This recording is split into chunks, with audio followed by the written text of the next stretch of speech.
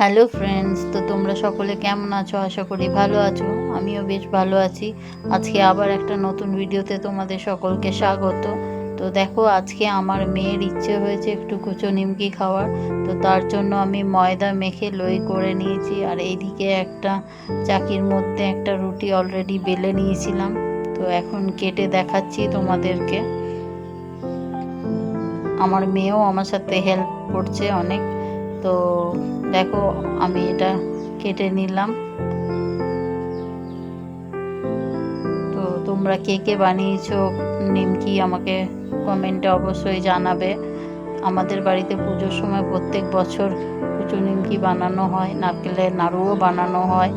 তো এই দেখো, একটা প্লেটে আমি অলরেডি কেটে নিয়েছি, এবার এটাকে আমি ভাজতে চলে যাব। তো দেখো, অল্প রেডি করেছি, ভাজা হয়েছে, আর কিছুটা কড়াইয়ের মধ্যে দেওয়া আছে, এখনও ভাজা হবে। তো কেমন হচ্ছে অবশ্যই কমেন্টে জানিও। তো দেখো, এখন আমার ভাজা হয়ে গেছে।